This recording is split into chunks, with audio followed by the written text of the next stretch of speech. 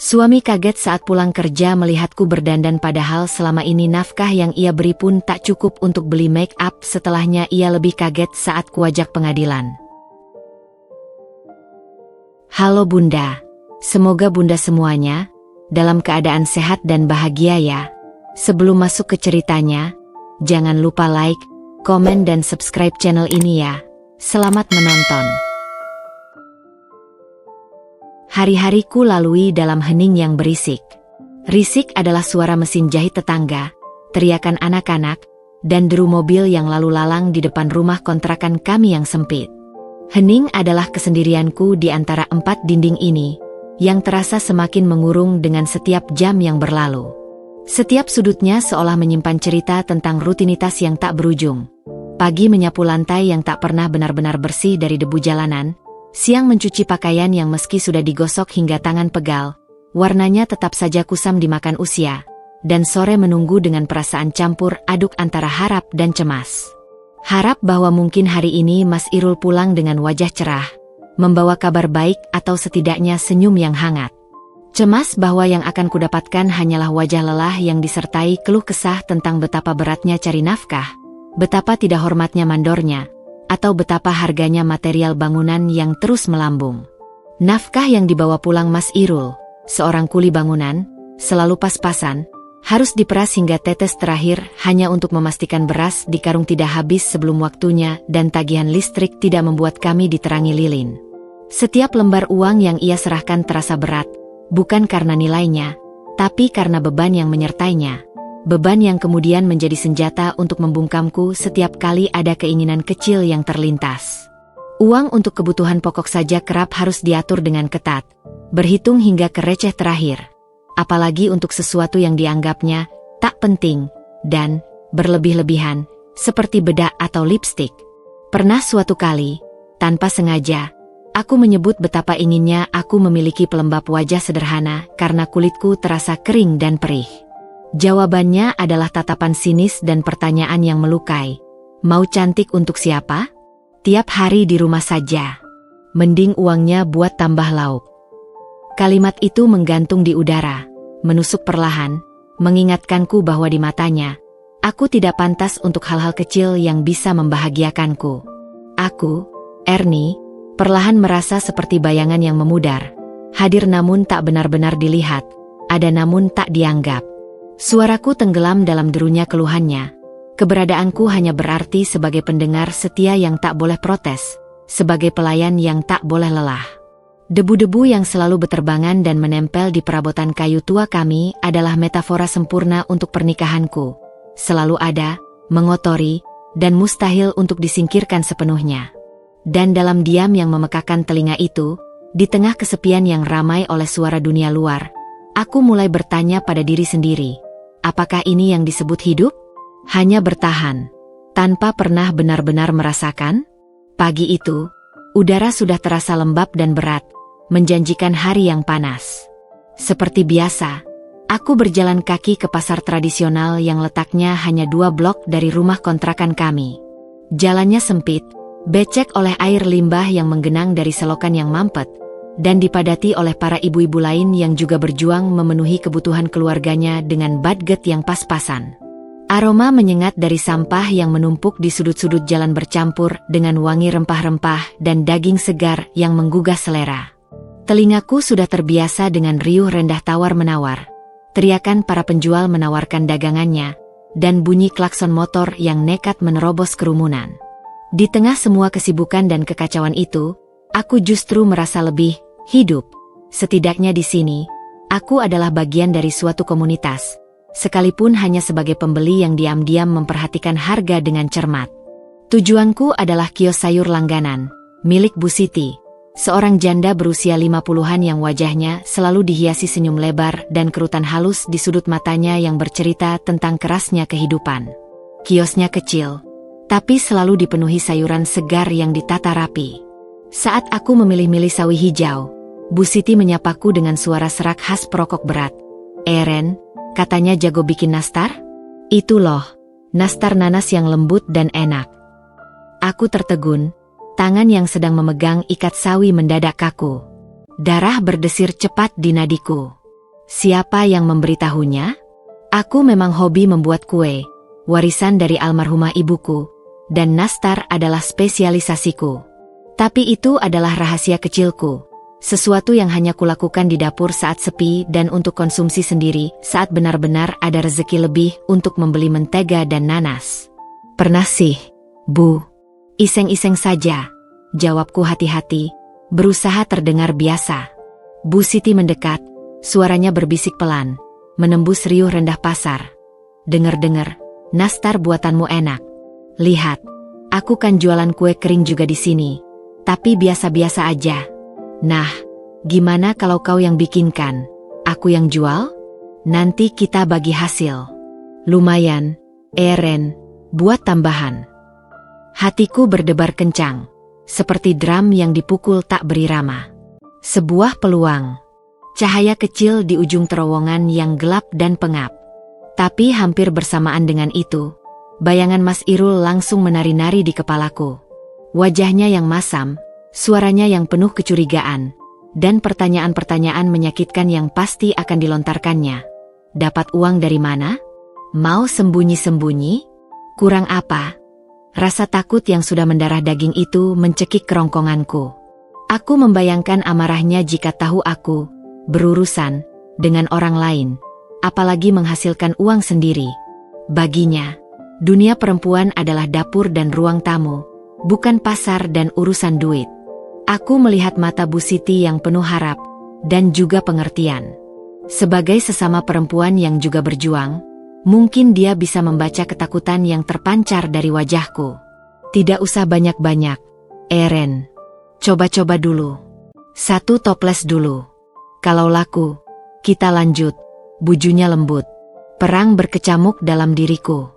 Di satu sisi, ini adalah kesempatan untuk memiliki sesuatu yang benar-benar milikku, untuk merasakan lagi kepuasan saat kue yang kubuat dihargai orang, dan untuk mengumpulkan recehan yang mungkin bisa kubelikan sesuatu untuk diriku sendiri tanpa harus meminta. Di sisi lain, risiko konflik dengan suami yang sudah volatile temperamennya itu sangat besar dan nyata. Akhirnya, setelah beberapa detik yang terasa seperti abadi, kuambil napas dalam-dalam. Nafas untuk memberanikan diri. Boleh, Bu, kataku. Suaraku hampir bergetar. Aku coba bikin. Tapi... Aku menunduk, malu tapi harus mengatakannya. Tolong dirahasiakan dari suami saya. Ya, Bu. Dia tidak suka. Bu Siti mengangguk, matanya berbinar dengan pemahaman yang dalam. Tenang, Eren. Urusan dapur ini urusan kita perempuan. Rahasia aman. Dia lalu menyelipkan seikat kangkung tambahan ke dalam kantong belanjaanku. Bonus untuk koki nastar, bisiknya sambil menyipitkan mata. Pulang dari pasar hari itu, langkahku terasa lebih ringan, meski jantung masih berdebar-debar. Kantong belanjaan di tanganku berisi sayuran dan sebuah rahasia. Sebuah rencana pemberontakan kecil yang beraroma mentega dan nanas. Aku tidak tahu ini akan membawaku kemana. Tapi untuk pertama kalinya dalam lama, ada secercah harapan, bukan hanya untuk bertahan, tapi untuk mulai hidup. Keesokan harinya, setelah Mas Irul berangkat kerja dengan motor tuanya yang senantiasa mengeluarkan suara menggerutu seperti tuannya, rumah yang biasanya sunyi sepi langsung berubah menjadi medan operasi rahasia. Jantungku masih berdebar-debar, bukan lagi karena antisipasi, melainkan karena kegelisahan yang nyata. Aku menarik tirai jendela depan agar tertutup rapat, menciptakan ruang yang remang-remang dan privasi yang kudambakan. Suara mesin jahit tetangga yang biasanya kugunakan sebagai pengiring kesepian, kini terasa seperti alarm yang mengingatkanku akan betapa dekatnya dunia luar dan betapa tipisnya dinding yang memisahkan rahasiaku dari desas-desus. Aku mengeluarkan resep nastar warisan ibuku dari tempat persembunyiannya, diselipkan di antara halaman-halaman buku catatan masak yang sudah kuning dan berminyak. Setiap langkah dalam resep itu terpatri dalam ingatanku. Tetapi hari ini, setiap takaran mentega, setiap butir telur, terasa seperti tindakan subversif. Aku bekerja dengan cekatan dan gugup, mendengarkan setiap suara dari luar. Setiap kali ada langkah kaki mendekat atau suara motor yang mirip dengan milik Mas Irul, dadaku sesak, dan tanganku berhenti sejenak. Berharap itu bukan dia yang pulang lebih awal untuk suatu alasan. Wangi mentega yang meleleh memenuhi dapur kecil kami. Aroma yang biasanya menghibur, kini terasa seperti pengkhianat yang bisa membongkar segalanya. Setiap klik bunyi oven yang menyala membuatku melompat. Aku membayangkan tetangga bertanya-tanya, "Ibu Erni memanggang apa sih hari ini?" Dan pertanyaan itu sampai ke telinga suamiku. Rasa bersalah yang irasional menggerogotiku. "Ini hanya kue, Erni," bisikku pada diri sendiri. Tapi dalam konteks pernikahanku, bahkan memanggang kue pun bisa dianggap sebagai pemberontakan. Setelah proses yang terasa seperti penyiksaan, akhirnya loyang berisi nastar-nastar kecil yang kecoklatan keluar dari oven. Mereka terlihat sempurna, bulat-bulat emas yang menjanjikan kenikmatan. Aku membiarkannya dingin sejenak, mataku tak lepas dari jendela, siap untuk menyembunyikan segalanya jika diperlukan. Kemudian, dengan hati-hati, aku memindahkannya satu persatu ke dalam toples kaca yang sudah kusiapkan. Aku memilih yang terbaik, yang paling cantik, untuk Bu Siti. Beberapa yang agak gosong atau pecah kusimpan di piring kecil untuk dimakan sendiri nanti. Sebuah perayaan kecil atas keberhasilanku. Melihat toples-toples kue itu berjejer rapi di atas meja dapur, siap untuk diantarkan diam-diam oleh anak Bu Sati nanti sore, sebuah perasaan aneh menyergapku. Ini bukan lagi sekadar rasa bangga atas hasil karyaku. Ini lebih dalam dari itu. Ini adalah perasaan memiliki kendali. Untuk pertama kalinya dalam waktu yang sangat lama, ada sesuatu yang menghasilkan, yang aku yang mengatur, yang nilainya ditentukan oleh usahaku, bukan oleh belas kasihan atau keluh kesah orang lain. Uang yang nantinya akan kuterima, sekecil apapun, akan menjadi uang yang benar-benar milikku, hasil dari keterampilan dan keberanianku. Namun, di balik kebanggaan itu, rasa bersalah itu masih membayangi. Aku membersihkan dapur dengan sangat teliti, memastikan tidak ada satu remah pun yang tersisa, tidak ada sedikit pun aroma mentega yang tertinggal. Aku menyapu, mengepel, dan mengeluarkan angin dengan kipas agar semuanya kembali seperti semula, seolah-olah pemberontakan kecilku ini never happened. Saat anak Bu Sati datang dengan santai dan mengambil toples itu dengan senyum polos, dadaku berdegup kencang. Sebuah bagian dariku pergi bersamanya, sebuah rahasia yang sekarang dibagi dengan dunia luar. Malam itu, saat Mas Irul pulang dengan wajah lelah seperti biasa dan mengeluh tentang betapa panasnya hari ini di lokasi konstruksi, aku mendengarkan dengan setengah hati. Pikiranku masih tertuju pada toples kue yang sedang dalam perjalanan ke pasar, pada kemungkinan-kemungkinan baru yang mungkin terbuka. Rasa bersalah belum sepenuhnya hilang, tetapi ia sekarang disaingi oleh sesuatu yang lain. Sebuah benih harapan yang mulai bertunas di antara puing-puing rasa takut dan kepasrahan. Aku menyadari bahwa aku tidak hanya memanggang kue hari ini.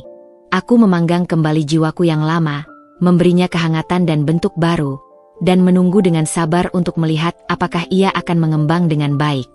Minggu-minggu berikutnya, hidupku berubah menjadi sebuah sandiwara yang diiringi ketakutan dan adrenalin.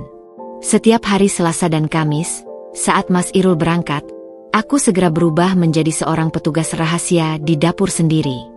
Ritualnya selalu sama, menarik tirai, mengeluarkan bahan-bahan dari persembunyiannya di balik karung beras, dan bekerja dengan kecepatan penuh. Sementara telingaku pasang seperti radar untuk mendeteksi setiap suara yang mencurigakan.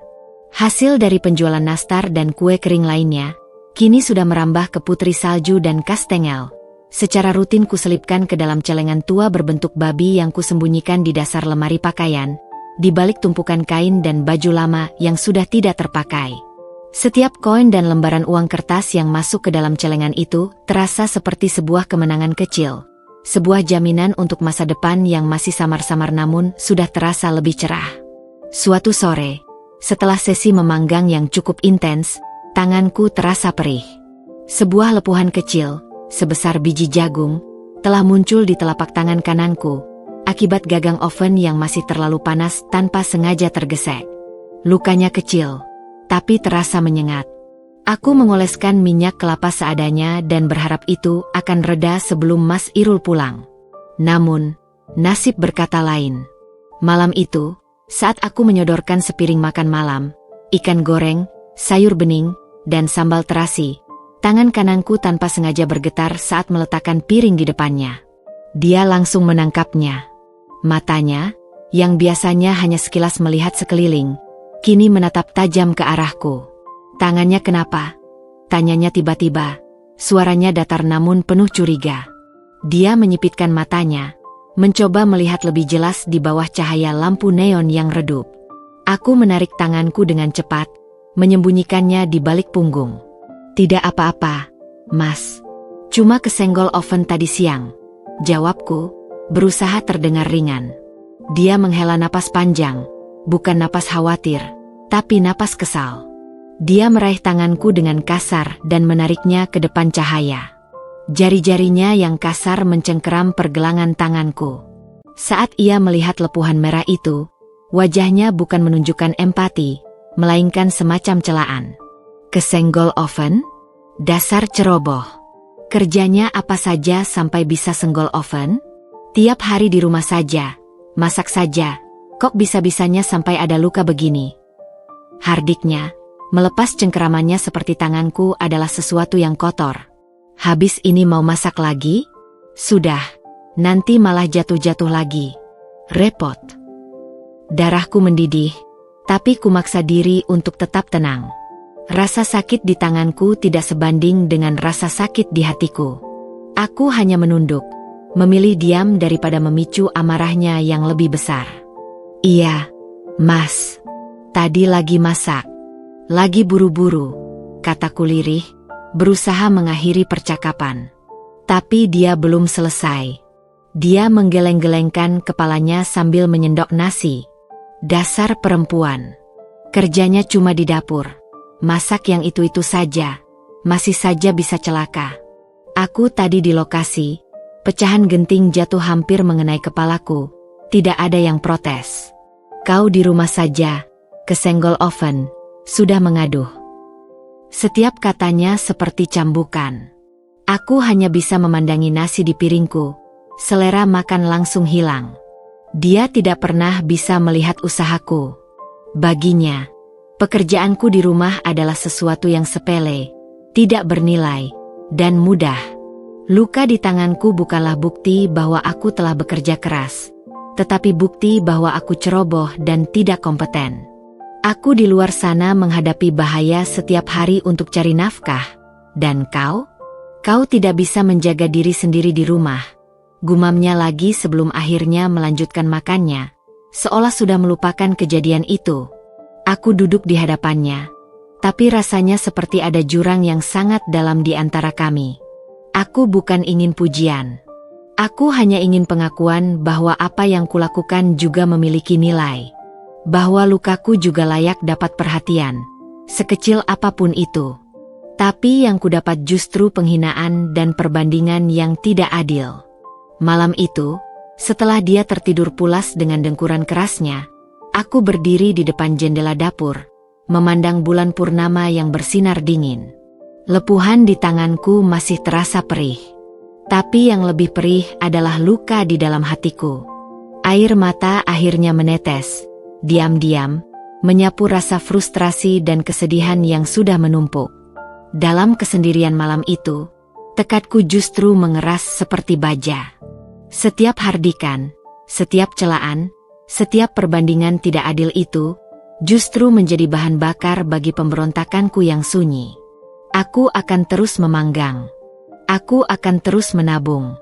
Aku akan menunjukkan padanya bahwa aku lebih dari sekadar perempuan ceroboh yang hanya bisa celaka di dapur.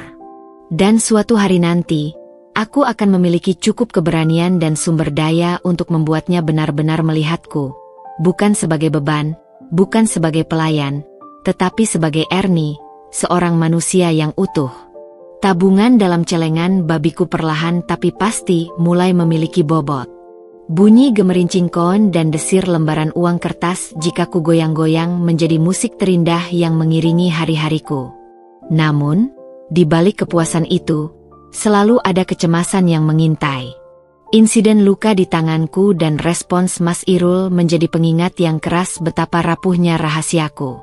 Aku tidak bisa terus menyimpan uang ini di tempat yang suami bisa dengan mudah menjangkaunya, seperti yang sudah terjadi sebelumnya. Ia sudah menunjukkan bahwa ia tidak segan mengambil apa yang ia anggap sebagai kelebihan, tanpa bertanya. Pikiran itu mengusikku hingga suatu sore. Saat aku sedang membereskan lemari pakaian, mataku jatuh pada sebuah kotak kayu tua. Kotak itu dulunya tempat perhiasan sederhana peninggalan ibuku, namun kini sudah kosong dan teronggok di sudut paling gelap, dilapisi debu dan kenangan yang sudah usang. Ide pun muncul. Kotak itu memiliki kunci kecil, meski kuncinya sudah lama hilang. Hari ini aku mau bersih-bersih lemari, Mas. Banyak barang sudah tidak kepakai, kataku suatu pagi pada Mas Irul yang sedang bersiap berangkat, berusaha membuatnya tidak curiga dengan aktivitasku nanti. Yah, buang saja yang tidak perlu. Jangan menimbun-nimbun sampah, jawabnya tanpa antusias, sambil mengikat sepatu botnya yang sudah compang-camping. Begitu ia pergi, aku segera mengambil kotak kayu itu. Aku membersihkannya hingga bersih, menggosoknya hingga serat kayunya terlihat kembali. Kotak itu ternyata cukup cantik. Lalu, dengan hati berdebar, aku mengambil sekoci kecil, sebuah kunci pengganti yang kudapat dari tukang kunci keliling beberapa waktu lalu dengan alasan kunci kamar mandi hilang, dan mencobanya. Klik. Suara itu terdengar seperti simfoni di telingaku. Kunci itu pas. Seolah kotak ini memang sedang menungguku. Kini, aku butuh sesuatu yang layak untuk disimpan di dalamnya. Uang tabungan adalah satu hal, tapi ada keinginan lain yang lebih personal, lebih simbolis. Aku ingin sesuatu yang bisa kulihat dan kurasakan. Sebuah pengingat nyata dari setiap kue yang berhasil kujual, setiap tetes keringat yang menetes di dapur. Esok harinya, dengan uang receh dari hasil jualan kue, aku memberanikan diri mendatangi seorang kenalan, Sari, yang sering menjual barang-barang bekas masih layak pakai. Jantungku berdebar-debar saat melihatnya mengeluarkan sebuah tas kecil berisi perangkat make up bekas. Ini masih bagus, Eren. Cuma sedikit aus aja. Pemiliknya jarang pakai, katanya, ujar Sari, memperlihatkan isi tasnya. Ada sebuah foundation dalam botol kaca kecil, bedak padat dengan wadahnya yang sudah tergores, sebuah lipstik merah muda yang ujungnya masih hampir utuh, dan sebuah maskara merek lokal yang segelnya masih tersegel. Mereka bukan merek mewah, tapi mereka terawat dengan baik. Harganya setara dengan hasil penjualan nastarku selama 3 minggu. Tanpa pikir panjang, kuambil semuanya. Untuk hadiah sendiri, nih? Tanya Sari sambil membungkusnya. Aku hanya tersenyum malu. Iya, buat iseng-iseng saja. Pulang ke rumah, dengan perasaan seperti seorang pencuri, aku segera memasukkan harta karunku ke dalam kotak kayu itu. Foundation, bedak, lipstik, maskara. Aku menyusunnya dengan rapi di atas tumpukan uang kertas dan koin yang sudah kubungkus plastik. Aku menatapnya lama. Ini bukan sekadar make up. Ini adalah bendera pemberontakanku. Setiap padannya adalah warna harapan. Setiap kuasnya adalah senjata untuk merebut kembali identitasku yang hilang. Aku menyimpan kotak terkunci itu di tempat yang bahkan Mas Irul tidak akan terpikir. Di dalam sebuah karung berisi kain perca dan benang-benang tua, yang kemudian kutaruh lagi di bawah tempat penyimpanan beras. Sebuah kotak dalam karung dalam lemari. Sebuah rahasia dalam rahasia. Malam itu, saat Mas Irul pulang, aku menyambutnya seperti biasa. Tapi ada sesuatu yang berbeda dalam diriku. Aku merasa lebih kuat, lebih tenang. Aku memiliki sesuatu yang sepenuhnya milikku, yang tidak ia ketahui, yang tidak bisa ia sentuh atau ia remehkan. Kok wajahmu cerah sekali hari ini? Kayak dapat rezeki nomplok, ujarnya tiba-tiba, sambil melepas sepatu botnya. Dadaku berdebar kencang, tapi ku kendalikan. Iya, Mas. Habis lihat sinetron lucu di TV tadi siang. Jawabku cepat, berbalik badan agar ia tidak melihat wajahku yang seketika memanas. Dia hanya mengangguk, tidak tertarik untuk menggali lebih dalam. Seperti biasa. Dan sekali lagi, aku selamat. Kotak kayu itu aman. Harapanku aman. Mimpiku, untuk pertama kalinya dalam waktu yang sangat lama, memiliki wujud yang nyata dan terkunci rapat, menunggu waktu yang tepat untuk dibuka dan digunakan. Hari-hari berikutnya diwarnai oleh ritual rahasia yang baru. Di balik pintu terkunci kamar mandi, dengan hanya cahaya redup dari jendela kecil sebagai saksi, aku mulai bereksperimen. Jari-jariku, yang terbiasa menguleni adonan dan memegangi spatula, kini memegangi kuas makeup dan sponge dengan kikuk. Aplikasi foundation pertama berakhir dengan wajah yang seperti memakai topeng belang, bedaknya terlalu tebal sehingga seperti tepung, dan garis bibir dari lipstik bergetar tidak karuan. Tapi itu tidak mengurungkan niatku.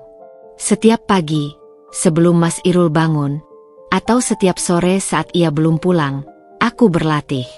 Ini adalah proses belajarku, bukan hanya tentang merias wajah, tetapi juga tentang mengenali kembali lekuk-lekuk wajahku sendiri, tentang mengambil alih narasi atas tubuh dan penampilanku sendiri.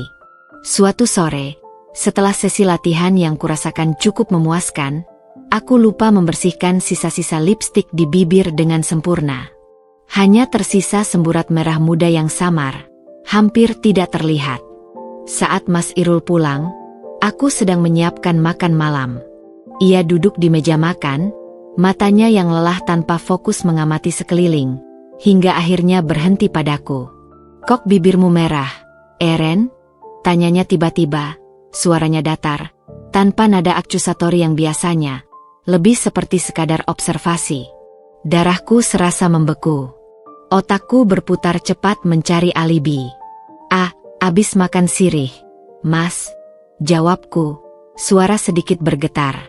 Itu adalah alasan pertama yang terlintas, sesuatu yang biasa dilakukan perempuan sepuh di kampung. Aku segera membelakanginya, pura-pura sibuk mengaduk sayur di kompor. "Tadi dapat sedikit dari Bu Siti, dicobain. Katanya buat bibir sama gigi sehat." Dia mendengus kecil. "Dasar. Makanan orang tua saja kau coba. Itu kan zaman dulu. Sekarang kan ada odol dan lip balm." Komentarnya selesai sampai di situ. Tidak ada kecurigaan, tidak ada pujian, tidak ada ketertarikan untuk melihat lebih dekat. Hanya itu. Perhatiannya sudah beralih ke piring di depannya. "Lauknya apa ini? Ikan lagi? Sudah sehari-hari makan ikan." Aku membuang napas lega yang tertahan, dicampur dengan rasa kecewa yang pahit. Aku tidak tahu apa yang kuharapkan. Mungkin sebuah pengakuan, sekecil apapun, bahwa ada sesuatu yang berbeda padaku hari ini. Bahwa mungkin, aku terlihat sedikit lebih segar, sedikit lebih terawat. Tapi tidak. Baginya, warna di bibirku hanyalah sisa-sisa makanan orang tua. Sesuatu yang kuno dan tidak penting. Sebuah perubahan kecil pada diriku tidak cukup signifikan untuk memancing perhatiannya yang sudah terkubur dalam kelelahan dan kekesalannya sendiri. "Stok di pasar lagi terbatas, Mas. Ikan yang paling murah," jawabku lembut, menelan kembali kekecewaan yang mulai naik ke kerongkongan. "Yah, lain kali usahakan ada ayam. Meskipun cuma sayap atau ceker," gumamnya sambil mulai menyendok nasi. "Ayam juga mahal, Mas," bisikku, hampir tidak terdengar. "Daripada ikan terus." Aku bosan. Hardiknya tiba-tiba, membuatku terkejut. "Kau kan yang ngatur uang belanja. Harusnya bisa lebih kreatif." Aku hanya mengangguk, memilih untuk diam. Percakapan tentang bibirku yang sudah terlupakan, tenggelam oleh ketidakpuasannya akan menu makan malam. Malam itu, setelah ia tertidur, aku berdiri lama di depan cermin kamar mandi yang retak. Kutatap semburat merah muda samar yang masih tersisa di bibirku. Dalam cahaya bulb yang kuning, warna itu terlihat suram, seperti harapanku untuk dihargai. Tapi, entah mengapa, malam itu kekecewaanku tidak berubah menjadi keputusasaan. Justru sebaliknya. Ada api kecil yang menyala dalam diriku. Jika sebuah perubahan yang kasat mata pun tidak bisa menarik perhatiannya, maka itu bukan salahku. Itu salahnya. Itu menunjukkan betapa tumpulnya perasaannya, betapa sempitnya dunianya yang hanya berputar pada keluhannya sendiri. Aku menyadari bahwa aku tidak perlu lagi mencari validasi darinya. Pujian yang tertunda itu mungkin tidak akan pernah datang. Tapi itu tidak lagi penting. Aku mengambil lipstik itu dan mengaplikasikannya kembali di bibirku, dengan lebih percaya diri kali ini. Untukku, bukan untuknya. Untuk Ernie yang sedang belajar berdiri lagi. Untuk Ernie yang pantas untuk merasa cantik, sekalipun hanya untuk dirinya sendiri di depan cermin yang retak. Esok hari, aku akan memanggang lebih banyak kue. Aku akan menabung lebih banyak. Dan suatu hari nanti, aku akan memakai lipstik ini, atau yang baru, untuk pergi darinya, dan kali ini, aku yakin ia akan benar-benar memperhatikannya. Seiring berjalannya minggu, ritme hidupku terbagi menjadi dua. Kehidupan yang terlihat di permukaan, penuh dengan kepatuhan dan kesunyian, dan kehidupan bawah tanah yang sibuk, diisi dengan desingan oven dan gemerincing uang recehan. Celengan babi di dasar lemari semakin berat, dan itu memberiku kepuasan yang mendalam. Namun, suatu pagi, saat aku dengan hati-hati mengeluarkannya untuk menambahkan hasil penjualan kue dari hari sebelumnya, sesuatu terasa tidak right. Bobotnya berbeda. Aku membukanya dengan gugup, jari-jariku gemetar. Isinya masih ada, tapi sepertinya berkurang. Aku bukanlah ahli memperkirakan, tapi naluriku berkata ada yang kurang. Aku segera menghitung dengan cermat, mengingat perkiraan terakhirku. Benar. Sekitar Rp50.000 menghilang. Jantungku berdetak kencang. Siapa? Hanya ada dua orang yang tahu persembunyian ini. Aku dan Mas Irul. Tapi Bu Siti? Tidak mungkin. Dia bahkan tidak pernah masuk ke rumahku. Pikiran langsung tertuju pada suamiku. Apakah ia menemukan uangku? Tapi jika iya, mengapa diam saja? Mengapa tidak menanyainya dengan marah? Kecurigaan itu seperti kabut tebal yang menyelimutiku, membuatku waspada setiap saat. Aku memutuskan untuk memasang jebakan. Kutinggalkan beberapa lembar uang di bagian paling atas, mencatat nomor serinya dengan hati-hati di secari kertas yang kusembunyikan di balik cermin. Beberapa hari kemudian, uang itu hilang. Kemudian, aku dengan sengaja meletakkan beberapa koin receh di lantai dekat lemari, seolah-olah terjatuh tanpa sengaja. Koin itu juga raib. Keyakinanku semakin kuat. Pencurinya adalah Mas Irul. Ia mengambilnya diam-diam, seolah-olah itu adalah haknya, tanpa merasa perlu memberitahu atau, yang lebih penting, meminta izin.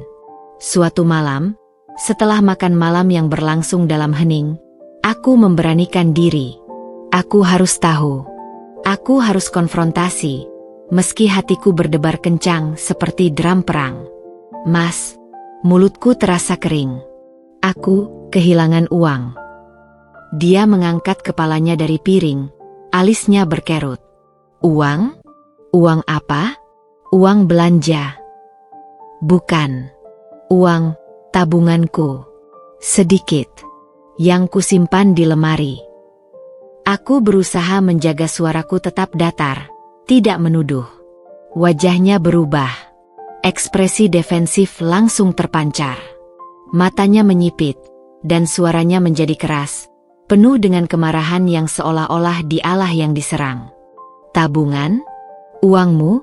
Hardiknya, menekankan kata, uangmu, dengan sarkasme yang menyakitkan. Uang dari mana? Hah? Dari mana kau dapat uang untuk ditabung? Dari uang belanja yang kuberi? Jadi kau kurangi jatah belanja untuk ditabung sendiri? Atau... Dia berdiri, tubuhnya yang besar seakan menindihku. Atau dapat dari mana? Kau mencuri? Atau dapat dari laki-laki lain? Aku terpana. Bukan hanya pada akusasinya yang keji, tapi pada keberaniannya yang mengambil posisi sebagai korban, sebagai pihak yang dizolimi. Aku tidak mencuri. Itu uang, nyaris saja terluput dari kue, tapi kutatapkan. Itu uang recehan yang kukumpulkan pelan-pelan dari sisa belanja. Susah payah. Dan sekarang hilang. Dia mendecak, tidak tergoyahkan. Sisa belanja? Itu namanya uangku juga. Daripada kau sembunyikan untuk hal-hal yang tidak jelas, mungkin untuk beli lipstik atau apa, mending buat tambahan belanja.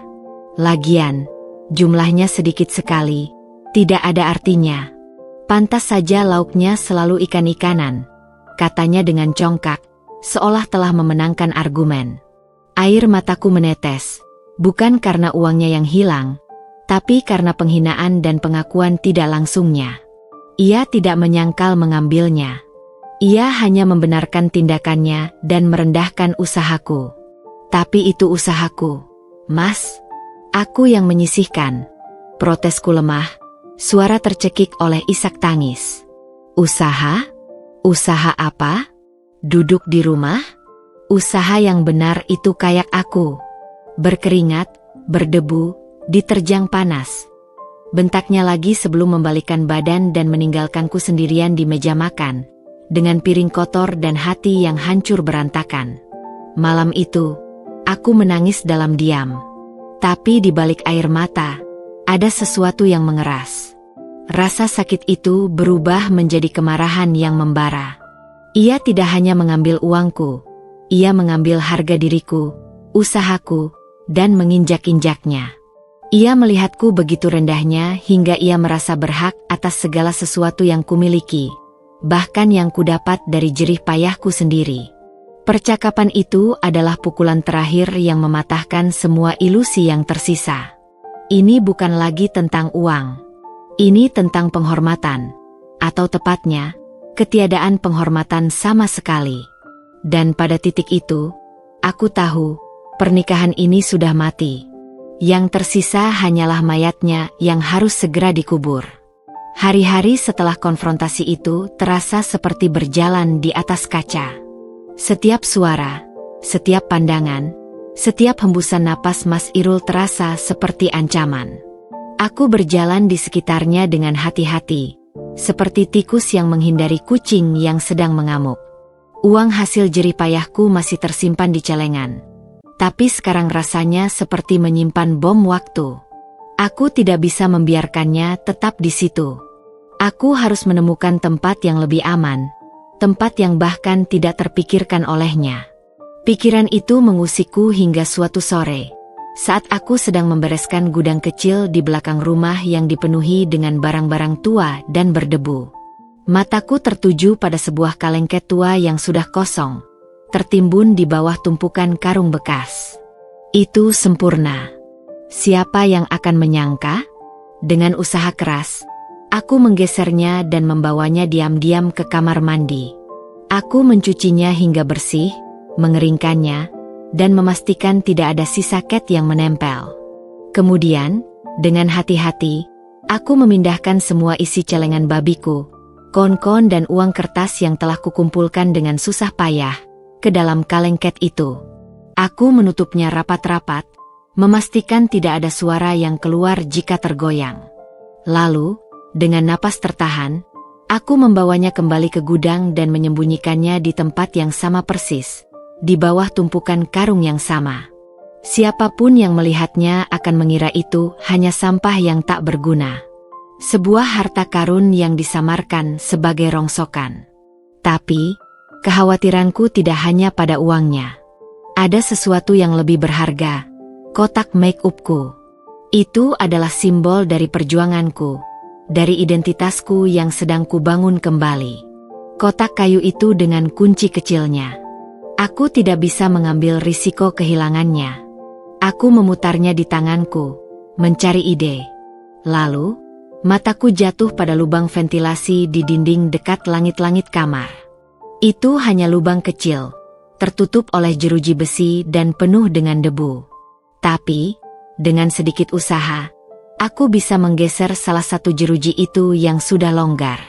Perlahan-lahan, dengan jari-jari yang gemetar, aku menggesernya dan menyelipkan kotak kayu kecil itu ke dalam lubang yang gelap dan berdebu. Kemudian, ku kembalikan jerujinya ke tempat semula. Sempurna. Tidak ada yang akan melihatnya. Tidak ada yang akan mencarinya di sana. Rasa lega yang kurasakan hanya bertahan sebentar. Kekesalan dan kemarahan masih membara dalam diriku. Aku tidak bisa terus seperti ini, hidup dalam ketakutan dan kebohongan. Aku harus mengatakannya. Aku harus membuatnya mengerti, sekalipun aku tahu itu mustahil.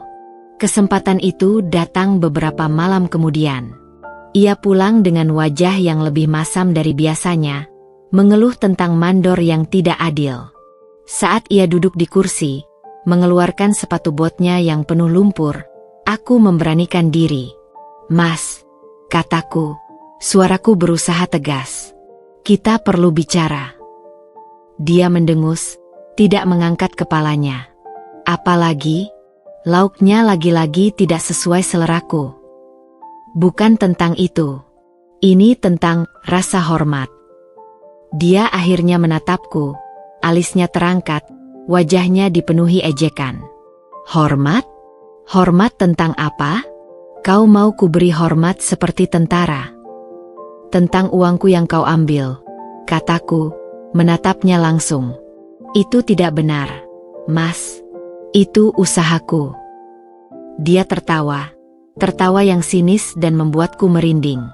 "Usahamu? Usaha apa? Mengumpulkan recehan dari sisa belanja? Itu bukan usaha, Eren. Itu namanya pelit. Tapi itu hakku. Aku yang menyisihkannya. Kau mengambilnya tanpa izin.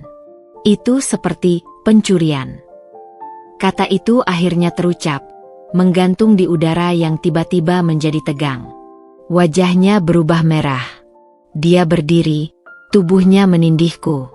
"Pencurian? Kau menuduhku mencuri? Dari istriku sendiri? Apa yang kau pikiran? Segala sesuatu di rumah ini adalah milikku. Uang yang kau pegang adalah uangku. Makanan yang kau makan adalah berkat kerjaku keras. Kau tidak punya apa-apa tanpa aku. Jadi, jangan bicara tentang hak dan usaha seolah-olah kau yang memberiku makan." Setiap katanya seperti pukulan palu godam. Aku tergagap, mencoba mencari kata-kata untuk membela diri, tapi lidahku terasa lumpuh. "Dengar baik-baik, Ernie," desisnya, nadanya rendah dan berbahaya. "Kau hidup di bawah atapku. Kau makan dari uangku. Kau tidak perlu usaha. Tugasmu adalah mengurus rumah dan suamimu. Titik. Jika kau merasa tidak dihargai, mungkin kau harus introspeksi diri. Apa yang sudah kau lakukan sampai pantas dihargai? Masak? Bersih-bersih? Itu tugasmu. Itu sudah kewajibanmu." Aku terdiam, air mata menetes di pipiku. Ia tidak mengerti.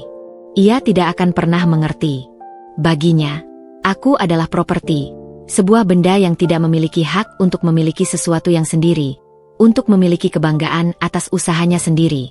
Keluar dari pandanganku, geramnya akhirnya membalikkan badan. "Aku lelah. Aku tidak perlu drama darimu." Aku berbalik, berlari ke kamar mandi, dan mengunci pintu. Aku merosot di lantai, tubuhku terguncang oleh isak tangis yang hebat. Tapi, di tengah keputusasaan, sebuah pemahaman yang terang dan dingin muncul dalam pikiranku. Percakapan ini adalah akhir. Titik tidak bisa kembali. Aku tidak bisa lagi berharap untuk pengertian atau perubahan. Satu-satunya jalan adalah keluar. Dan untuk itu, aku perlu lebih kuat, lebih pintar, dan lebih diam dari sebelumnya. Permainan telah berubah. Ini bukan lagi tentang mempertahankan rahasia. Ini tentang merencanakan pelarian. Percakapan itu menjadi garis pemisah yang tegas dalam hidupku. Udara di rumah terasa berbeda, lebih padat, lebih beracun. Setiap interaksi dengan Mas Irul, yang sudah minim, kini berlangsung dengan ketegangan yang nyaris bisa diraba. Aku seperti berjalan di atas kulit telur, berusaha untuk tidak membuatnya tersinggung, sementara di dalam, amarah dan luka menggelegak seperti gunung berapi yang siap meletus. Aku menyadari bahwa permintaan maaf atau pengakuan kesalahan tidak akan pernah datang. Baginya, dialah yang benar, dan aku hanyalah istri yang tidak tahu diri dan tidak bersyukur. Perubahannya tidak hanya terlihat dalam caranya memperlakukan aku, tetapi juga dalam rutinitasnya. Ia mulai pulang lebih malam, seringkali sudah larut, dengan alasan lembur atau meeting dengan teman-teman kerjanya. Tapi, yang membuatku curiga, adalah bau yang menempel pada pakaiannya. Bukan bau debu dan keringat seperti biasanya, melainkan bau parfum murah yang menyengat, campuran bunga-bunga artifisial dan mask yang bukan milikku. Aku tidak pernah menggunakan parfum seperti itu. Bau itu asing, dan itu menceritakan sebuah kisah yang membuat perutku mual. Suatu malam, ia pulang dalam keadaan agak mabuk, sempoyongan dan bicaranya peloh. Saat ia melepas jaketnya, aku melihatnya. Sehelai rambut panjang yang berwarna coklat kemerahan, tersangkut di bahu jaketnya. Rambut yang jelas bukan milikku, yang rambut hitamnya pendek dan sederhana. Dadaku sesak. Aku mengambil rambut itu dengan jari yang gemetar, menyimpannya di saku celanaku, seperti menyimpan bukti dari sebuah kejahatan yang tidak terucapkan. Keesokan harinya, saat sarapan, aku memberanikan diri untuk bertanya. Suaraku berusaha terdengar biasa saja. Kemarin lembur lagi, Mas? Pulangnya larut sekali. Dia mengangkat kepalanya, matanya merah dan lelah. Iya, proyeknya dikebut. Capek, tahu, jawabnya singkat, menghindari kontak mata. Bau parfumnya kuat sekali di jaket Mas. Wangi, tapi bukan yang biasa. Aku mencoba, berharap ia akan memberikan penjelasan, apapun itu. Wajahnya berubah murka. Sekarang kau memata-matai aku? Mau cari kesalahan? Itu cuma parfum teman. Di tempat kerja sempit, ketempelan bau itu ya wajar. Daripada kau sibuk mengendus-endus jaketku, mending bersihkan rumah yang berantakan ini. Hardiknya, lalu melemparkan sendoknya ke piring dengan keras. Aku terdiam, menelan ludah pahit. Tidak ada penjelasan. Hanya kemarahan dan penyangkalan. Itu adalah jawabannya. Sejak saat itu, penghinaannya menjadi lebih sering dan lebih vulgar. Setiap kali ada kesempatan, ia akan merendahkanku, terutama di depan orang lain, meskipun hanya tetangga yang berkunjung. Untung aku yang cari nafkah, katanya suatu kali pada Bu Siti yang sedang membeli kue, yang diam-diam ku buat. Istriku ini kerjanya cuma di dapur. Repotnya bukan main. Minta ini itu, tapi tidak bisa menghargai jerih payah suami. Bu Siti hanya melirikku dengan tatapan simpati, tapi tidak berani membela. Aku hanya tersenyum getir, membersihkan meja dengan agresif, berusaha menahan air mata yang ingin sekali menetes. Kata-katanya seperti pisau yang mengikis sisa-sisa cinta dan penghargaan diriku yang sudah tipis. Setiap ejekan, setiap perbandingan tidak langsung dengan istri orang lain yang lebih baik. Setiap kali ia menganggap remeh usahaku mengurus rumah dan dirinya, semuanya menumpuk menjadi gunung kepahitan yang tinggi. Aku tidak lagi marah. Aku sudah lelah untuk marah. Yang kurasakan sekarang adalah sebuah ketenangan yang aneh, sebuah penerimaan yang dingin. Ini bukan lagi tentang memperbaiki hubungan. Ini tentang menyelamatkan diriku sendiri. Malam itu, setelah ia tertidur pulas dengan dengkuran kerasnya, aku mengambil secari kertas dan sebuah pulpen. Di bawah cahaya lampu tembok yang redup, aku mulai menulis. Bukan surat cinta, bukan pula surat protes. Aku mulai membuat daftar. Daftar semua penghinaan, semua pengabaian, semua ketidaksetiaan yang kualami. Aku menuliskan tanggal-tanggalnya, insiden-insidennya, kata-katanya yang menyakitkan. Itu adalah bukti. Bukti untuk diriku sendiri, bahwa aku tidak gila, bahwa penderitaanku ini nyata. Dan suatu hari nanti, ini akan menjadi bukti untuk dunia, bahwa aku punya alasan yang kuat untuk pergi. Aku menyimpan kertas itu di dalam kotak make-upku, di balik jeruji ventilasi. Bersama dengan uang recehan dan lipstik, itu menjadi senjata dan perisai bagiku. Aku tahu, jalan yang kutempuh akan panjang dan berliku. Tapi untuk pertama kalinya, aku memiliki peta yang kutulis sendiri, menuju kebebasan. Titik balik telah terlampaui. Sekarang, yang tersisa adalah berjalan maju, tanpa menengok ke belakang. Ketenangan yang kurasakan setelah malam ketika aku menulis daftar luka itu bukanlah kepasrahan, melainkan sebuah fokus yang tajam dan dingin. Seperti seorang nahkoda yang telah memutuskan untuk mengubah haluan kapal di tengah badai, pikiranku kini sepenuhnya tercurah pada satu tujuan, merencanakan pelarian. Ini bukan lagi tentang sekadar bertahan atau memberontak dalam diam. Ini tentang menyusun strategi untuk sebuah kehidupan baru, sebuah kebebasan yang harus diperjuangkan dengan segala cara. Langkah pertama adalah informasi. Aku butuh tahu dengan pasti bagaimana prosesnya, apa saja persyaratannya, dan, yang paling kritis, berapa biayanya. Bertanya langsung ke pengadilan agama tentu bukan pilihan. Risikonya terlalu besar jika sampai ketahuan. Namun, aku ingat bahwa anak Bu Sati, si kurir rahasiaku, suatu kali pernah menyebut bahwa bibinya bekerja sebagai tenaga cleaning service di pengadilan negeri. Meski bukan pengadilan agama, setidaknya itu adalah sebuah pintu. Dengan hati-hati, suatu sore ketika Mas Irul sedang overtime, sebuah kebiasaan barunya yang seringkali kuragukan, aku menyempatkan diri berkunjung ke warung Bu Siti. Aku membawa nastar lebih banyak dari biasanya, sebagai buah tangan. Bu, ini ada nastar ekstra. Terima kasih selama ini sudah mau jualin kue saya, kataku, berusaha terdengar natural. Bu Siti tersenyum lebar. Wah, makasih, Eren. Enak banget ini, banyak yang nyari. Setelah obrolan ringan tentang cuaca dan harga barang, aku menyelipkan pertanyaannya. Bu, dengar-dengar keponakan Bu yang kerja di pengadilan, ya? Kebetulan, saya ada urusan surat-surat tanah warisan orang tua yang agak ruwet. Mau tanya-tanya soal prosedur hukum gitu. Bisa minta kontaknya. Bu Siti, yang polos dan selalu ingin membantu, langsung memberikan nomor kontak bibinya tersebut tanpa curiga. Nih, Eren. Bilang aja dari saya. Namanya Bu Yati. Orangnya baik. Keesokan harinya, dari telepon warteg langganan yang biasanya kugunakan untuk memesan makanan jika Mas Irul tidak pulang, aku menelepon Bu Yati. Suaranya ramah. Aku memperkenalkan diri dan menyampaikan bahwa aku ingin berkonsultasi tentang permasalahan keluarga, tanpa menyebut detail.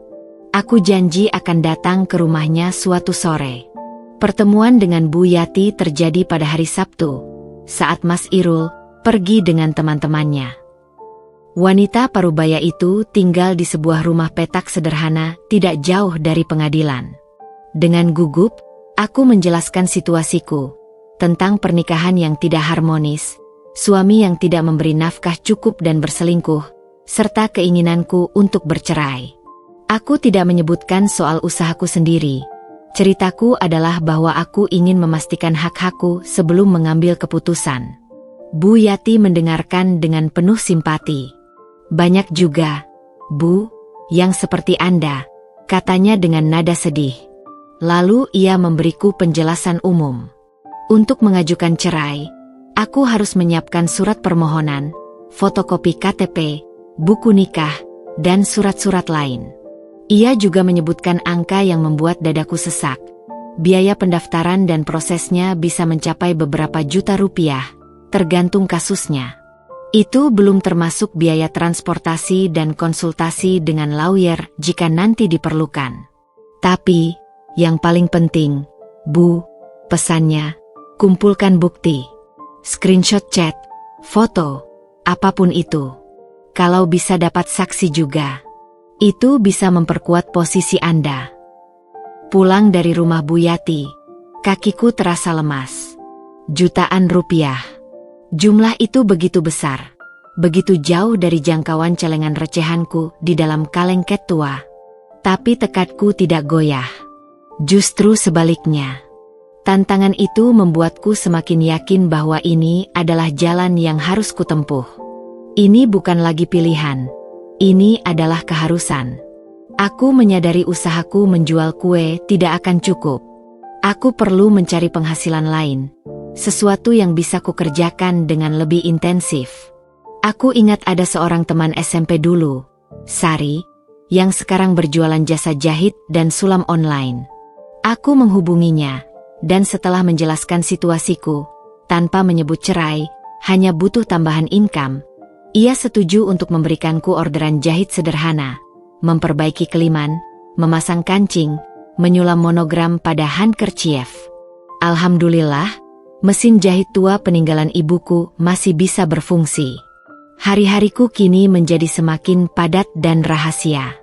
Pagi hingga siang, aku mengurus rumah dan Mas Irul. Siang hingga sore, saat ia tidak di rumah, aku memanggang kue dan mengirimkannya dengan diam-diam. Malam hari, setelah ia tertidur, aku menjahit dan menyulam di bawah cahaya lampu belajar kecil, berusaha agar tidak membuat suara yang bisa membangunkannya. Setiap kue yang terjual, setiap jahitan yang selesai, adalah langkah kecil menuju kebebasanku. Rasa lelah itu ada, tapi ia disertai dengan sebuah kepuasan yang dalam. Aku tidak lagi merasa seperti korban. Aku merasa seperti pejuang. Pejuang dalam perang sunyi yang suatu hari nanti akan berakhir dengan kemenangan. Aku tidak tahu kapan, tapi aku yakin, dengan rencana yang matang dan ketekunan, aku akan sampai di sana. Pengadilan bukan lagi sebuah ancaman. Ia telah menjadi tujuan, sebuah gerbang menuju kehidupan yang layak kujalani. Bulan-bulan berikutnya adalah sebuah maraton ketabahan dan kerja keras yang tiada henti. Setiap helai napas, setiap detak jantung, setiap keringat yang menetes, semuanya ditujukan untuk satu tujuan, kebebasan. Kaleng tua di gudang perlahan tapi pasti mulai terisi. Uang recehan berubah menjadi lembaran 50.000, dan akhirnya selembar 200.000. Aku menyimpannya dengan rapi, dibungkus plastik hitam untuk melindunginya dari kelembaban dan rayap, seolah-olah itu adalah sebuah kitab suci yang berisi mantra pembebasanku. Setiap kali menambahkan uang baru, aku akan menghitungnya ulang, memastikan bahwa angka itu semakin mendekati target yang diberikan Bu Yati.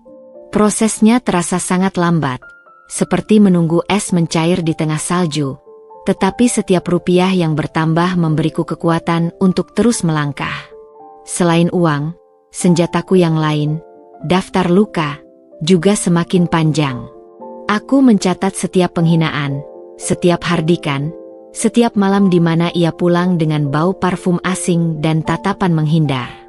Aku bahkan, dengan hati berdebar-debar, menyimpan helai rambut coklat kemerahan yang kudapat dari jaketnya itu dalam sebuah plastik klip, bersama dengan catatan tanggal dan waktu kudapatkannya. Itu adalah bukti nyata. Sekalipun mungkin dianggap sepele oleh orang lain, bagiku itu adalah pengingat betapa hancurnya pernikahanku. Hari H pun tiba. Bukan karena uangku sudah cukup, sebenarnya masih sedikit kurang, tetapi karena sebuah insiden yang menjadi titik puncak. Mas Irul pulang lebih awal, dalam keadaan marah besar karena dimarahi mandornya. Tanpa alasan yang jelas, ia menyalahkanku. Katanya, nasib sialnya adalah karena istri yang tidak becus mengurus rumah dan tidak pernah mendukungnya.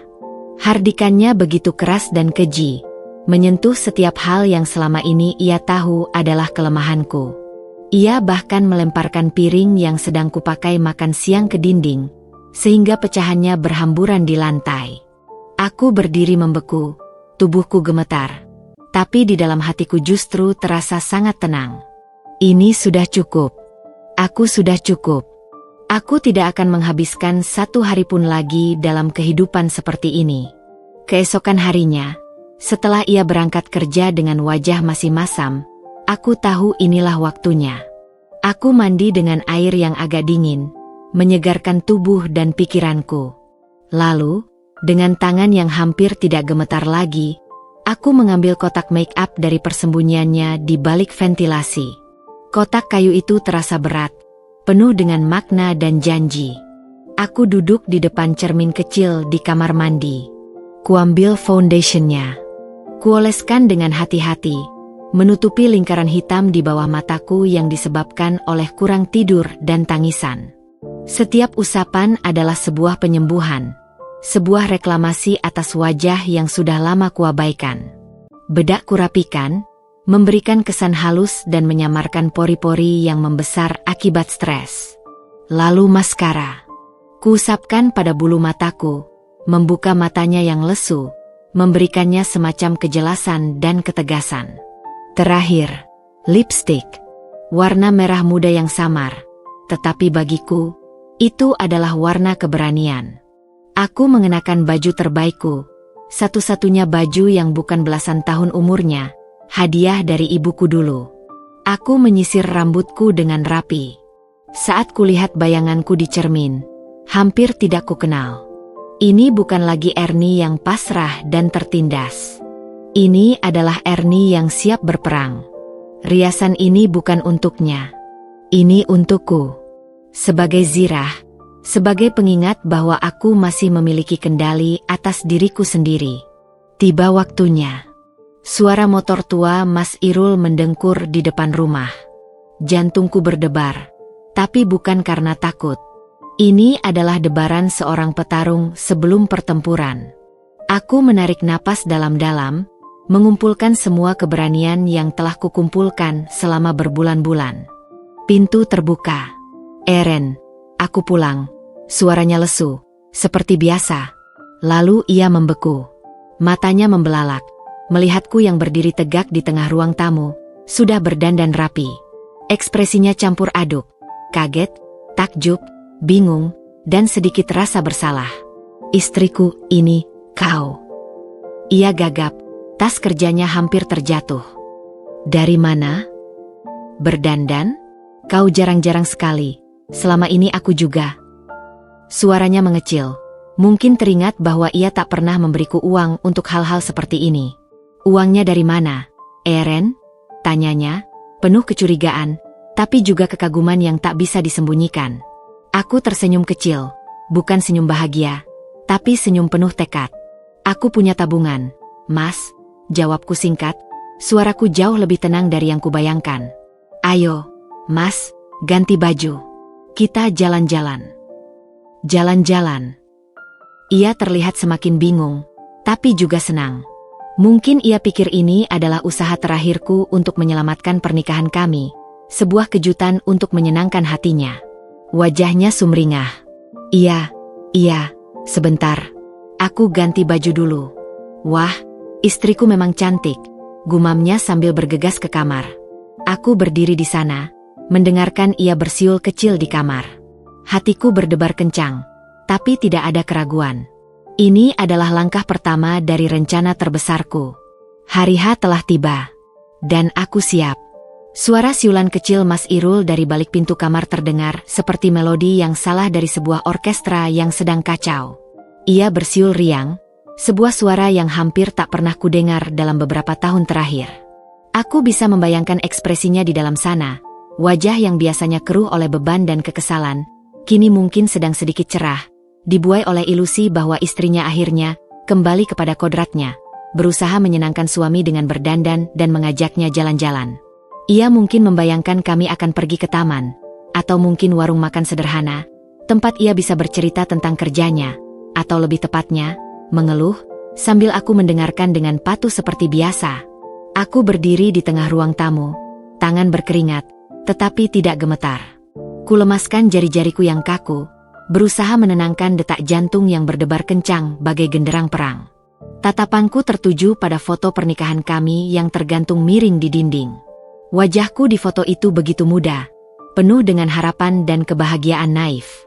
Wajah Mas Irul terlihat bangga, memeluk pundakku erat. Kala itu, kami berdua percaya pada happily ever after. Sekarang, foto itu hanya menjadi monumen dari sebuah mimpi yang telah mati dan membusuk. Aku menarik napas dalam-dalam, mengumpulkan semua keberanian yang tersisa. Ini untukmu, Ernie muda, bisikku dalam hati. Untuk membebaskanmu dari penjara yang tidak kau pilih. Pintu kamar terbuka. Mas Irul keluar, sudah mengenakan baju kotak-kotak yang agak lusuh namun terbersihnya. Rambutnya disisir rapi dengan minyak rambut murah yang wanginya menyengat. Matanya berbinar, sebuah cahaya yang langka dan sayangnya, didasari oleh sebuah kesalahpahaman besar. Siap, Eren, katanya, tersenyum lebar. Senyum itu, yang dulu bisa melelehkan hatiku, sekarang hanya terasa seperti pukulan pedih yang mengingatkanku pada semua yang telah hilang. Mau kuajak kemana nih? Ada tempat baru yang mau dicoba? Atau mau lihat lampu kota? Sudah lama kita tidak jalan-jalan. Aku memaksakan senyum tipis, menghindari kontak matanya terlalu dalam. Ikuti saja, Mas. Aku yang atur jalannya. Jawabku, berusaha terdengar menggoda dan misterius, meski yang kurasakan adalah mual dan ketegangan. Kami berjalan keluar. Ia bahkan dengan gagahnya menawarkan tangannya, yang kuhindari dengan halus dengan pura-pura mengunci pintu. Saat kami mendekati motor tuanya, ia dengan bangga membersihkan jok dengan tangannya. Naik, Dik. Aku yang bawa. Aku membonceng di belakangnya, tanganku memegang pinggangnya dengan longgar, hanya untuk keseimbangan. Sentuhan itu terasa asing dan tidak nyaman. Tubuhnya yang dulu terasa seperti tempat berlindung, sekarang terasa seperti sangkar besi. Sepanjang perjalanan awal, ia terus berceloteh, menebak-nebak tujuan kami. Ke alun-alun, ya? Mau lihat air mancur yang baru? Atau ke pusat oleh-oleh? Mau jajan sedikit? Ah, aku tahu. Kau mau ke mall itu ya? Lihat-lihat tapi tidak beli. Hahaha. Aku hanya membalas dengan hum kecil atau tawa pendek, tidak pernah memberikan jawaban yang pasti. Setiap tebakannya yang salah, setiap candaannya yang polos, hanya membuat dadaku semakin sesak. Ia sama sekali tidak menyadari bahwa ini bukanlah kencan. Ini adalah sebuah prosesi. Sebuah perjalanan menuju pengadilan, baik secara harfiah maupun metaforis. Ia terlihat begitu bahagia, begitu penuh harap. Dan itu adalah bagian yang paling menyakitkan. Kebahagiaannya yang naif itu justru menjadi bukti terakhir betapa butanya ia terhadap penderitaanku. Betapa tulinya ia terhadap jeritan hatiku yang bisu selama ini. Ia tidak melihat perubahan dalam diriku sebagai sebuah tanda bahaya, tetapi sebagai sebuah kembalinya sang istri kepada jalannya. Kekagetan pertamanya saat melihatku berdandan telah dengan cepat berubah menjadi kepuasan diri, sebuah anggapan bahwa akhirnya aku tunduk. Yang ia tidak tahu adalah bahwa riasan di wajahku bukanlah topeng untuk menyembunyikan keputusasaan, melainkan zirah untuk melindungi kekuatan yang baru kudapatkan. Senyum tipisku bukanlah undangan, melainkan pintu yang terkunci rapat. Dan tujuan perjalanan kami bukanlah tempat hiburan, melainkan sebuah ruang di mana semua ilusinya akan dihancurkan dengan palu hakim. Aku memandang punggungnya yang membungkuk sedikit saat membawa motor, dan untuk sesaat, rasa iba menyergap. Tapi kemudian aku teringat pada semua kata-katanya yang menyakitkan, semua air mataku yang ditahan, semua penghinaan dan pengabaian. Rasa iba itu pun menguap, digantikan oleh keteguhan hati yang membaja. Ia mungkin kaget sekarang, tetapi kekagetan yang sesungguhnya masih menantinya di ujung perjalanan ini. Dan aku, untuk pertama kalinya, siap menjadi saksi dari kekagetan terbesarnya. Motor tua itu melaju dengan stabil, mesinnya mendengkur dengan irama yang sudah familiar. Namun hari ini suaranya terasa seperti deru yang menyesakkan di telingaku. Aku duduk di belakang, tanganku hanya bertumpu pada pinggang Mas Irul dengan longgar, cukup untuk menjaga keseimbangan, namun tidak cukup untuk memberikan kesan keintiman. Setiap sentuhan terasa seperti kontak dengan orang asing. Kulitnya yang kasar di bawah baju kotak-kotaknya terasa seperti permukaan yang tidak lagi aku kenal. Awal perjalanan diwarnai oleh celotehnya yang optimis. Ia bersiul kecil, sesekali menunjuk ke arah toko atau bangunan baru yang kami lewati. Lihat itu, Eren. Rupanya sudah jadi juga mall baru itu. Besok-besok kita ke sana, ya?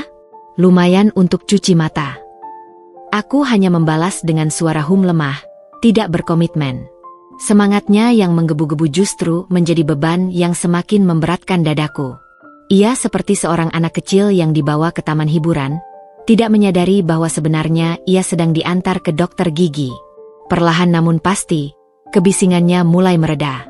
Mungkin karena kurangnya respon dariku, atau mungkin karena ia mulai menyadari bahwa arah yang kutunjukkan semakin menjauh dari pusat keramaian dan hiburan.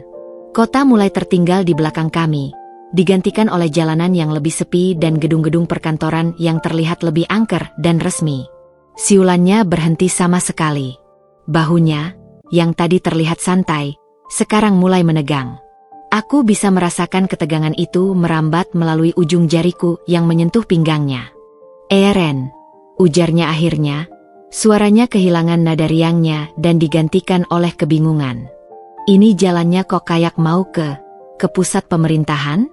Mau kemana sih sebenarnya? Lurus saja, Mas. Nanti aku tunjukkan. Jawabku, suaraku datar dan tidak terbaca, seperti air yang tenang namun dalam. Ia mematuhi, tetapi sekarang diamnya terasa berat, dipenuhi oleh pertanyaan yang tidak terucap. Ia sesekali melirik ke belakang melalui kaca spion, mencoba membaca ekspresiku, tetapi aku menunduk, memandangi jalanan yang berlalu di bawah kami. Lalu, kami mulai melewati kompleks pengadilan. Gedung-gedungnya megah, berarsitektur kolonial yang terlihat angker dan berwibawa. Pagar besi tinggi, taman yang tertata rapi, dan mobil-mobil yang diparkir rapi di halaman. Suasananya begitu kontras dengan pasar tradisional atau alun-alun yang mungkin ia bayangkan. Motor kami melambat. Mas Irul mulai benar-benar melihat sekelilingnya. Matanya menyipit mencoba membaca plang-plang nama di gedung-gedung tersebut. Ernie. Suaranya sekarang tegang, penuh dengan alarm. Ini jalan ke pengadilan ya? Pengadilan negeri? Kita mau urus apa ke pengadilan? Urus tanah warisanmu yang dulu itu. Itu adalah satu-satunya alasan yang bisa ia pikirkan. Sesuatu yang pernah secara singkat kami bicarakan berbulan-bulan yang lalu. Aku tidak langsung menjawab. Aku membiarkan keheningan menggantung sejenak, membiarkan pertanyaannya menguap di udara panas sore itu. Aku menunggu sampai ia benar-benar menghentikan motornya di depan gerbang kompleks pengadilan. Mesinnya masih menyala namun tidak bergerak, seperti kami berdua yang terjebak dalam momen ini. Barulah kemudian, aku turun dari motor dengan gerakan yang perlahan namun pasti. Kaki-kakiku terasa lemas, tetapi tekadku mengeras. Aku menatapnya langsung, mataku berhadapan dengan matanya yang dipenuhi kebingungan dan sekarang, ketakutan. Kita tidak akan urus sesuatu, Mas, kataku, suaraku jauh lebih tenang daripada yang kuduga. Aku yang akan mengurus sesuatu. Udara di depan gerbang kompleks pengadilan terasa berbeda, lebih padat, lebih dingin, dan syarat dengan sebuah gravitas yang hampir bisa dirabakan. Mas Irul masih duduk di atas motornya, mesin yang sempat dimatikannya kini menyala kembali, seolah-olah secara naluriah ia bersiap untuk melarikan diri dari situasi yang tidak dipahaminya. Matanya membelalak, berputar dari gedung-gedung megah yang berjajar di seberang jalan, lalu kembali menatapku yang kini berdiri tegak di hadapannya. Wajahnya yang tadi dipenuhi oleh harapan dan keceriaan palsu, kini berubah menjadi palang pintu yang memuat campuran kebingungan, ketidakpercayaan, dan sebuah firasat buruk yang mulai merayap di pelupuk matanya. Ernie, ini, pengadilan? Ujarnya sekali lagi, suaranya pecah, setengah berharap bahwa ia salah membaca situasi, bahwa ini adalah sebuah lelucon yang tidak lucu atau sebuah kesalahpahaman yang besar. Urus apa? Urus tanah? Atau ada masalah dengan KTP? Surat-surat? Ia mencoba mencari-cari alasan yang masuk akal, sesuatu yang bisa menjelaskan mengapa istrinya yang biasanya hanya diam di rumah tiba-tiba membawanya ke tempat yang begitu menyeramkan dan berwibawa. Aku menarik napas dalam-dalam. Udara sore yang mulai berembus terasa menusuk paru-paruku. Ini adalah saatnya. Tidak ada lagi jalan kembali. Semua persiapan, semua air mata, semua ketakutan, telah membawaku ke momen yang menentukan ini. Kita tidak akan urus sesuatu, Mas, kataku, suaraku terdengar jelas dan tegas, menususpi kesunyian yang mulai menyelimuti kami. Setiap kata yang keluar terukur, telah kurencanakan dalam pikiran berulang kali. Aku yang akan mengurus sesuatu. Wajahnya benar-benar berubah. Darah seolah surut dari wajahnya, meninggalkan warna pucat yang kontras dengan kulitnya yang biasanya terbakar matahari. Bibirnya bergetar, mencoba membentuk kata-kata yang tidak kunjung keluar. Tangannya, yang masih memegang stang motor, menggenggam begitu erat hingga knuklenya terlihat putih. Aku tidak mengerti, gumamnya akhirnya. Suaranya hampir seperti erangan. Mengurus apa? Kau mau mengurus apa di sini? Sendirian. Aku melangkah lebih dekat, mendekati wajahnya yang kini dipenuhi oleh kepanikan yang nyata. Aku melihat langsung ke dalam matanya, sesuatu yang jarang kulakukan belakangan ini. Di dalamnya, kulihat bayangan dirinya yang sedang goyah, bayangan seorang lelaki yang mulai menyadari bahwa tanah di bawah kakinya tidaklah sekokoh yang ia kira. Aku sudah tidak mau hidup dalam kebohongan dan penghinaan lagi. Mas, ucapku, suaraku tidak goyah, meski jantungku berdebar kencang bagai drum perang. Setiap kata adalah paku yang memaku peti mati dari pernikahan kami. Aku sudah mengajukan cerai. Dampak dari kata-kata itu langsung terlihat fisik. Tubuhnya menyentak, seperti tersengat listrik. Motor yang ditumpanginya oleng, dan hampir saja jatuh jika tidak cepat-cepat ia jejakkan kakinya ke tanah. Napasnya tersengal-sengal, matanya membelalak lebih lebar, seolah tidak percaya dengan apa yang baru saja didengarnya. Cerai. Ia mengulang kata itu, seperti mencoba memahaminya, mencoba mencerna sebuah konsep yang begitu asing dan tidak mungkin. Ernie, apa yang kau bicarakan? Karena uang? Karena aku tidak memberimu uang untuk make up? Karena nafkahku kurang? Itu semua bisa kita bicarakan. Bisa kita atur. Suaranya meningkat, penuh dengan kepanikan dan kesedihan yang tiba-tiba. Orang-orang yang lalu lalang di trotoar mulai melirik ke arah kami, tertarik oleh suara yang membesar dan ketegangan yang jelas terpancar. Tapi aku tidak peduli. Biarlah mereka mendengar.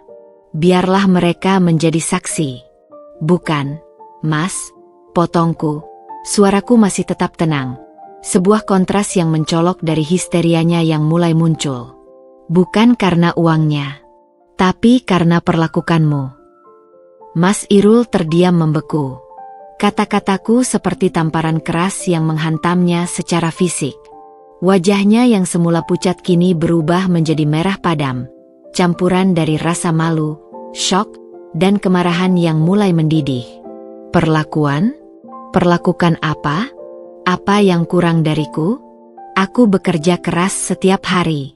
Memberimu makan, memberimu tempat tinggal. Kau tidak pernah kelaparan, bukan?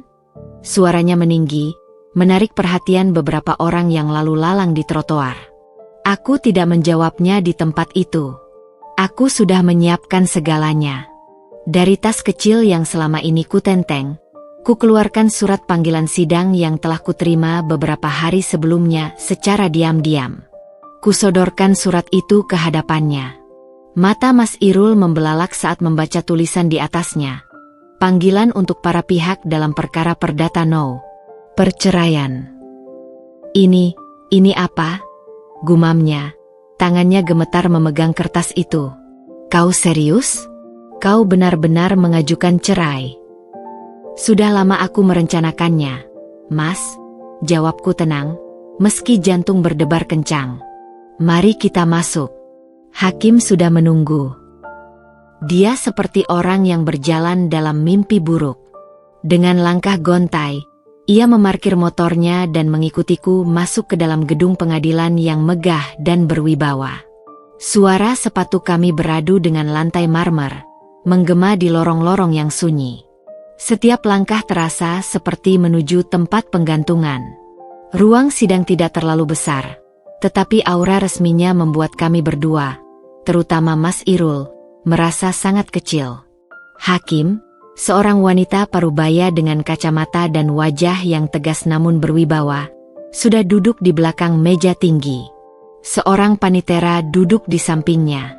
Ruangan itu terasa sangat sunyi, seolah-olah bahkan napas pun bisa terdengar. Baik, Ibu Ernie dan Bapak Irul. Sang hakim membuka sidang dengan suara yang jelas dan netral. Ibu Ernie telah mengajukan gugatan cerai dengan beberapa dalil. Mari kita dengarkan. Saat giliranku tiba, aku menarik napas dalam-dalam. Aku berbicara dengan suara yang mungkin sedikit bergetar di awal, tetapi semakin lama semakin jelas dan tegas. Aku menceritakan semuanya. Tentang nafkah yang selalu kurang dan keluhannya yang tiada henti. Tentang usahaku yang diam-diam menjual kue dan menjahit untuk menabung. Tentang bagaimana ia mengambil uang tabungan recehanku tanpa izin, menyebutnya tidak berharga. Yang mulia, kataku, suaraku kini mantap, saya bukan tidak memahami kesulitan ekonomi. Tapi yang saya tidak bisa terima adalah bagaimana saya tidak dihargai sama sekali. Bahkan ketika saya berusaha sendiri, hasil jerih payah saya dianggap bukan apa-apa dan diambil semena-mena. Lalu, aku mengeluarkan bukti-bukti yang kukumpulkan. Catatan daftar luka yang kutulis dengan tanggal-tanggalnya. Beberapa pesan singkat yang penuh dengan kata-kata merendahkan, yang kudapat dari teleponnya yang kadang tertinggal. Dan yang terberat, aku menceritakan tentang bau parfum asing dan helai rambut wanita di jaketnya. Mas Irul langsung menyangkal dengan keras. Itu tidak benar. Itu hanya tuduhan. Aku tidak pernah selingkuh. Itu pasti parfum teman. Rambut itu bisa dari mana saja. Tapi sang hakim, dengan bijaksana, mengangkat tangan. Saudara Irul, Anda akan mendapat giliran untuk berbicara. Aku melanjutkan. Aku bercerita tentang betapa kesepiannya aku dalam pernikahan ini. Bahwa aku merasa seperti benda, bukan manusia. Bahwa setiap percakapan selalu berujung pada keluhannya, dan perasaanku tidak pernah ditanyakan. Saat giliran Mas Irul tiba, ia tampak linglung dan marah. Pembelaannya berantakan. Saya bekerja keras. Dia tidak mengerti tekanan saya. Dia hanya di rumah. Hidupnya mudah. Uang itu memang sedikit. Tapi itu sudah yang terbaik. Dia yang tidak bisa mengatur. Dan soal uang recehan itu kan uang saya juga. Dia kan tidak bekerja. Hakim mendengarkan dengan sabar. Lalu bertanya dengan pertanyaan yang menusuk langsung. Bapak Irul, jika Ibu Erni hanya di rumah, apakah rumah itu membersihkan sendiri? Makanan masak sendiri? Pakaian Bapak bersih dan rapi dengan sendirinya? Apakah itu bukan bentuk kerja? Dan tentang uang yang Ibu Erni kumpulkan dari usahanya sendiri, apakah Bapak merasa berhak mengambilnya tanpa izin hanya karena Bapak adalah suami? Mas Irul tertegun. Dia melihat ke hakim, lalu ke arahku. Untuk pertama kalinya, mungkin, dia benar-benar melihat aku. Melihat air mata yang menetes di pipiku, melihat ketegasan di mataku, dan melihat semua luka yang selama ini tidak pernah dia pedulikan.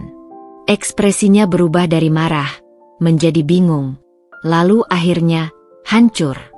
Dia menundukkan kepalanya, bahunya terlihat turun. Dia tidak bisa menjawab pertanyaan hakim dengan memuaskan. Pembelaannya hanya berputar pada, tapi saya yang cari nafkah, dan dia tidak memahami saya. Hakim akhirnya berbicara. Perceraian bukan hanya tentang nafkah materi, Bapak Irul. Ini juga tentang nafkah batin, tentang rasa hormat dan menghargai. Ibu Erni telah menunjukkan bahwa ada masalah mendasar dalam pernikahan ini. Sidang hari ini saya cukupkan. Kami akan memanggil kembali kedua pihak setelah mempertimbangkan semua keterangan. Saat kami keluar dari ruang sidang, Mas Irul tidak melihatku. Dia berjalan lunglai, seperti orang yang baru saja dipukul habis-habisan. Wajahnya mencerminkan kekalahan dan keterpukulan yang dalam. Untuk pertama kalinya, dia menyadari bahwa tindakannya memiliki konsekuensi. Dan konsekuensi itu mungkin adalah kehilangan aku untuk selamanya. Kebisuan yang menyelimuti kami dalam perjalanan pulang bahkan lebih pekat dan lebih menyakitkan daripada saat berangkat. Proses hukum berjalan dengan lambat, layaknya gerakan glasier yang tak terburu-buru. Sidang kedua ditunda, kemudian sidang ketiga, memberikan jeda yang terasa seperti siksaan bagi kedua belah pihak.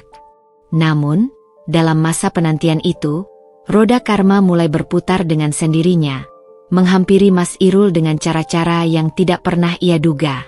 Rumor, bagai api yang menjalar dalam sekam, mulai menyebar di lingkungan kerjanya. Cerita tentang sidang perceraian, dengan segala detail memalukan tentang pengambilannya terhadap uang recehanku dan tuduhan perselingkuhan, bocor dari mulut ke mulut. Aku tidak tahu persis bagaimana mulanya. Mungkin dari seorang kenalan yang kebetulan melihat kami di pengadilan, atau mungkin dari Bu Yati yang berbicara kepada seseorang yang mengenal mandor Mas Irul. Dalam dunia yang sempit, rahasia adalah barang mewah yang hampir mustahil dipertahankan. Suatu sore, beberapa minggu setelah sidang pertama, Mas Irul pulang dengan wajah lebih gelap dari biasanya. Ia melemparkan tas kerjanya ke sudut ruangan dengan kasar. "Kau senang sekarang, ya?" hardiknya. Suaranya parau penuh amarah. "Seluruh tempat kerjaku membicarakan kita. Mereka tahu. Mereka semua tahu aku digugat cerai. Mereka memandangku dengan sebelah mata." Aku, yang sedang menyulam di sudut ruangan, hanya mengangkat kepala. "Aku tidak menyebarkan apapun, Mas," jawabku tenang. "Tapi kebenaran memang punya caranya sendiri untuk terungkap." "Kebenaran? Kebenaran versimu, kau maksud?" teriaknya. Sekarang, bahkan mandorku, Pak Jono, memanggilku hari ini, menanyakan masalah keluargaku. Dia bilang, "Kerja harus fokus, Irul. Jangan sampai masalah pribadi bikin kinerja turun." Itu sindiran, tahu. Dia tidak pernah peduli sebelum ini. Aku hanya diam. Biarkan ia merasakan konsekuensi dari tindakannya sendiri. Keesokan harinya, ia pulang lebih awal, wajahnya pucat. Mereka memberikan proyek renovasi kantor pusat kepada Sardi. Padahal biasanya proyek sebesar itu untukku. Suaranya lemah, penuh dengan ketidakpercayaan. Pak Jono bilang, dia butuh orang yang pikirannya tidak terbagi. Dia bilang itu, "Ernie," langsung ke mukaku. Aku melihatnya lemas di kursi, tangannya menutupi wajah. Untuk pertama kalinya, aku melihatnya terlihat begitu kecil dan tertunduk. Mereka mengucilkanku, "Eren."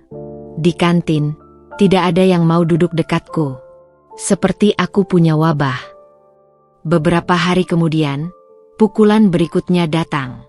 Seorang teman kerjanya, yang juga tetangga kami, tanpa sengaja membocorkan bahwa istrinya, yang selama ini dikenal sebagai wanita yang pendiam dan penurut, melarangnya untuk bergaul dengan Mas Irul. "Jangan-jangan kamu ketularan," kata temannya menirukan istrinya.